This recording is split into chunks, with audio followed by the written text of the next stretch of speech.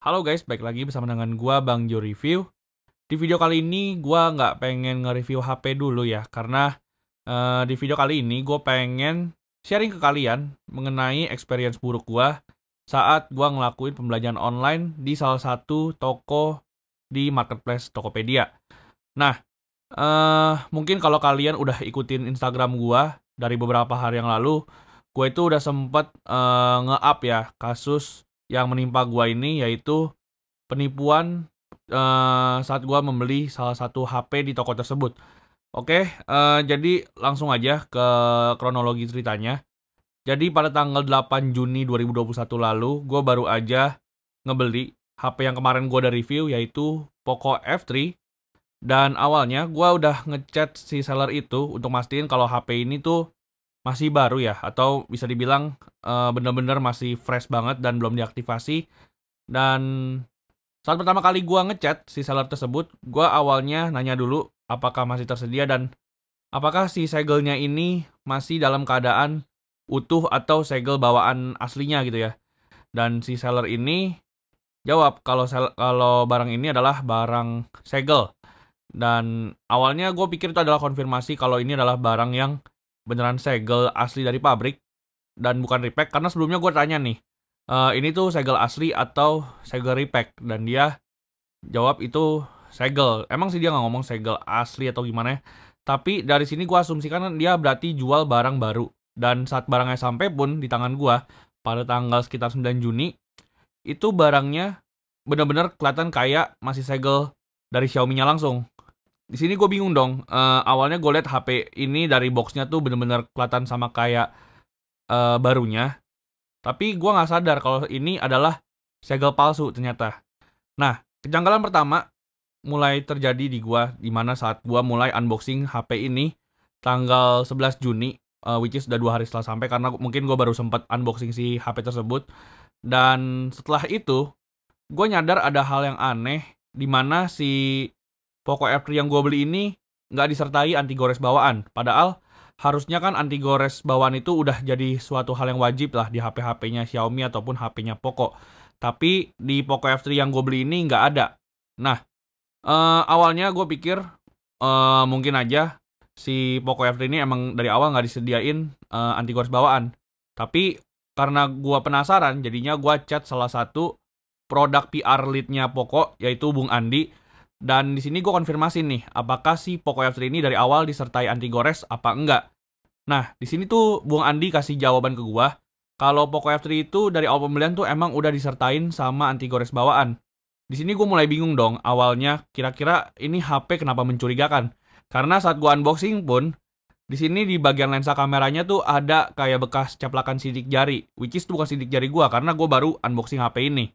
Nah, setelah itu akhirnya gue coba buat validasi lagi melalui nomor email yang ada di HP ini. Gue cek di websitenya Xiaomi yang buy.me.registration kalau nggak salah. Di situ gue udah cek dan bener HP ini adalah HP resmi Xiaomi. Namun lucunya di sini HP ini tuh udah diaktifin dari bulan Mei lalu. Ini kan agak aneh ya, harusnya HP ini karena HP-nya baru dan baru gue beli tanggal 8 Juni, harusnya minimal HP ini aktifnya di bulan Juni lah. Tapi ini tuh aktifnya di bulan Mei lalu. Dan yang lebih anehnya lagi, HP ini tuh di bagian kameranya waktu gue buka ada caplakan fingerprint, sama di layarnya ini nggak ada anti gores bawaan. Dari sini gue udah menyimpulkan dong kalau ini ternyata HP-nya emang HP second yang diakal-akalin sama sellernya tersebut. Nah, lalu kelanjutannya, segala keanehan yang udah terjadi ke gue ini, akhirnya gue coba inisiatif buat ngechat si seller file ponsel tersebut. Nah, di sini awalnya gue ngechat di tanggal 16 Juni 2021, dan di sini gue langsung ngomong, langsung to the point aja.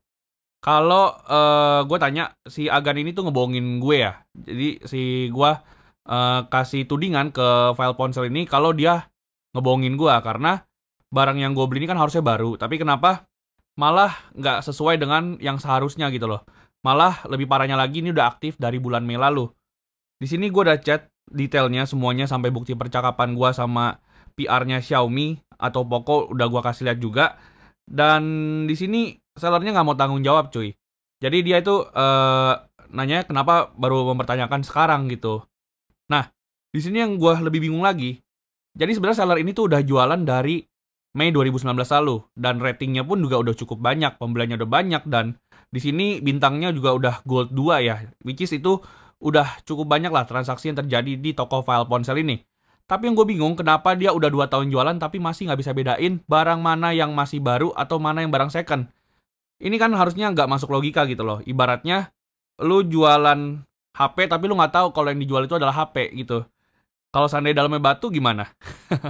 Ya, jadi agak bingung aja. Gua agak curiga sama seller ini.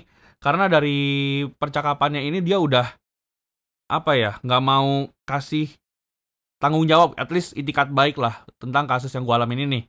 Harusnya kan kalau dia itu adalah seller yang memang udah terpercaya, harusnya kan dia bertanggung jawab gitu kalau seandainya ada masalah apa-apa gitu di HP-nya. Apalagi ini kan dia ngakunya sebagai HP baru, tapi ternyata dia bohong, ini adalah HP second. Nah, di sini sebenarnya gue udah chat dari malam harinya. Di sini kalian bisa lihat gue chat subuh-subuh, jam 3 pagi gue chat, nih seller. Dan jam 5 pagian, atau jam 6 pagian, dia itu cuma nge-read doang chat gue nih. Nah, lalu jam 9-an gue chat lagi nih.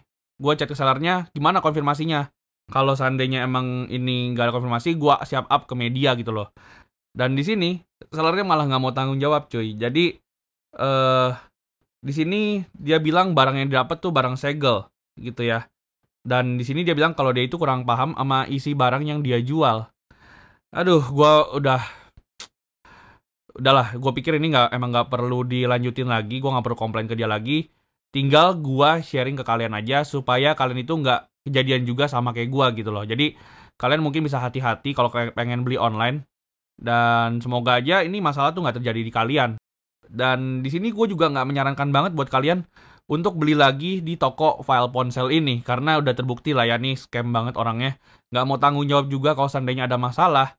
Dan ya cukup gue aja lah yang jadi korbannya, jangan sampai ada korban lain yang dirugikan gitu. Nah, back to the topic, di sini gue bilang lagi kalau gue itu nggak peduli, karena sebelumnya gue itu udah konfirmasi ke dia kalau ini tuh barangnya tuh masih segel apa enggak.